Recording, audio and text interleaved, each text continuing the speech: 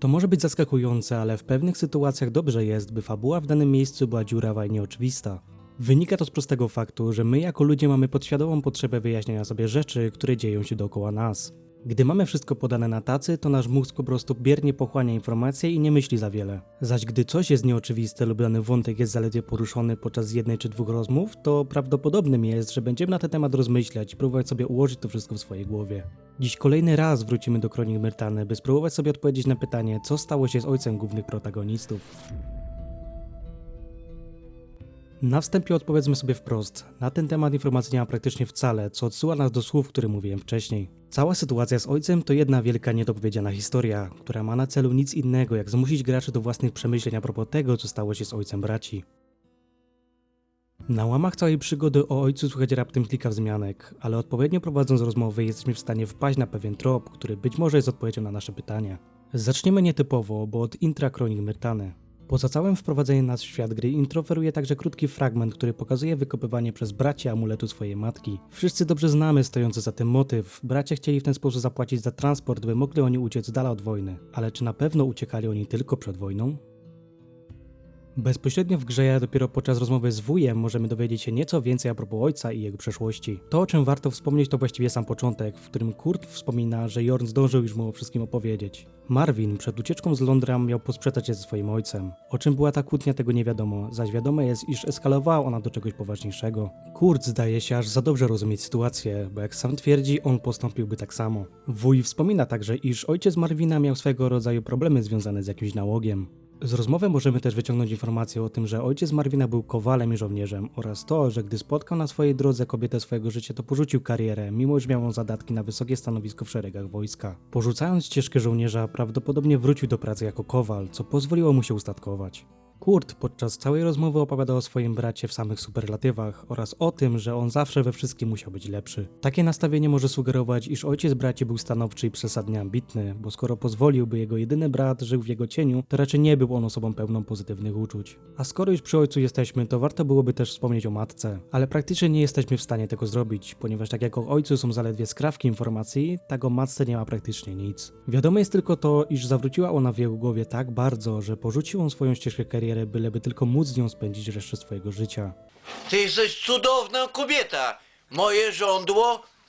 Chyba czekam, muszę panią chyba stestować. Nie wiadomo też w jakich okolicznościach zmarła. Wiadomo jest tylko to, że została pogrzebana z wyjątkowo cennym medalionem, o czym bracia wiedzieli. O ojcu powiedzieliśmy prawdopodobnie wszystkie informacje, jakie jesteśmy w stanie znaleźć na wczesnym etapie gry. Przełom w tej sprawie następuje mniej więcej w połowie zabawy, gdy odwiedzamy przystań Łotrów. Podczas jednej z misji dostajemy zadanie odnalezienia zagubionych skarbów ze statku, które jak na coś rozrzucone są po całych bagnach. Podczas naszych poszukiwań możemy natrafić na skrzynię pełną złota, którą próbuje przywłaszczyć sobie jeden z członków załogi statku. Okazuje się, iż człowiek, którego spotkaliśmy to Cohen, stary przyjaciel jeszcze za czasów naszego pobytu na Londram. Cohen podczas rozmowy w pewnym momencie wyjawia nam, że ma informacje, które mogą nas zainteresować. Jak się okazało, Marvin jest poszukiwany na Londram, a powodem tego jest jakaś sytuacja, w której zamieszany był też jego ojciec. Marvin, mimo iż wydaje się szczęśliwy spotykając starego znajomego, tak po rozmowie zapisuje w dzienniku informację o tym, że martwi go wspomnienie przez Cohena sprawy z jego ojcem, co może w przyszłości przysporzyć Marvinowi kłopotów. Rozwiązań tej sytuacji są dwie, ale najciekawsza jest opcja, w której pozbędziemy się Cohena.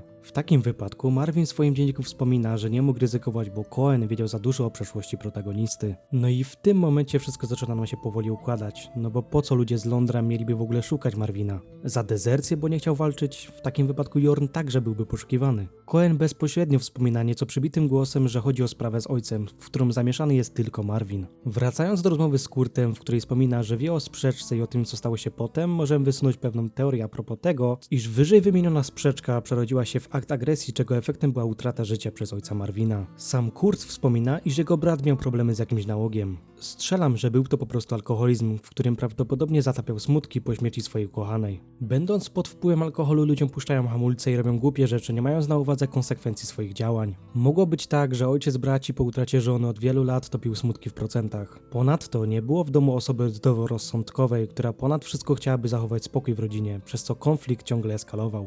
Punktem zapalnym mogło być ogłoszenie stanu wojennego na całej wyspie i poinformowanie obywateli o przygotowaniu się do walki. Być może to właśnie wtedy bracia oświadczyli ojcu o tym, że nie mają zamiaru umierać za wyspę i postanawiają uciec. Takie oświadczenie rzucone w twarz wojskowemu, w dodatku wypowiedziane przez jego własnych synów, mogło być dla niego zbyt wielkie. Czy to wtedy doszło do rękoczynów? Czy dopiero wtedy, gdy Marvin oświadczył, w jaki sposób chcą zapłacić za transport? Tego nie wiemy. Wiadomy jest jednak rezultat. Mając na uwadze to wszystko, możemy nieco innym okiem spojrzeć na intro Kronik Myrtany, bo być może gorączkowość braci nie wynikała z tego, że lada moment miały się tam pojawić orkowe oddziały, ale to właśnie przed strażą miejską bracia starali się uciec. Przedstawiłem Ci moją teorię związaną z bratem Kurta, ale może Ty masz inny pomysł a propos tego, co stało się z ojcem dwójki braci. Jak zawsze komentarze są do Twojej dyspozycji, także śmiało podziel się swoimi przemyśleniami. Jak zawsze przypominam o łapce i komentarzu dla zasięgów, ponadto jeśli podobają Ci się moje materiały, to możesz śledzić kanał, by być na bieżąco z kolejnymi filmami. W tym miejscu właściwa część materiału się kończy, także dzięki za obejrzenie. Teraz natomiast chciałbym poruszyć pewną kwestię dla zainteresowanych, także jeśli nie jesteś moim wiernym widzem, to śmiało możesz wyłączyć już ten film. Nie chciałem tego ogłoszenia parafialnego wrzucać gdzieś na wstępie materiału, bo nie lubię odciągać uwagi widza od tego, po co włączył ten film. No ale do konkretów. YouTube ostatnio umożliwił mi, a raczej wam, możliwość wspierania kanału. Nie jestem za tym, by robić cyrk w postaci materiałów premium tylko dla wspierających, ale chciałbym jakoś nagrodzić tych, którzy zdecydują się na wsparcie rozwoju kanału. Na ten moment wpadłem na 3 bonusy, które być może was zainteresują. Mianowicie wspierając kanał zyskasz możliwość wcześniejszego dostępu do materiałów. Ponieważ jak wiadomo, u mnie normą jest publikacja materiału o godzinie 17 w sobotę. Lecz czasami materiał jest już na kanale powiedzmy w środę i po prostu czeka na datę publikacji. Decydując się na wspieranie otrzymasz dostęp do treści zaraz po moim wrzuceniu ich na serwery YouTube'a, bez konieczności czekania do soboty. Oczywiście po tym czasie materiał staje się publiczny dla wszystkich, tak jak to miało miejsce zawsze.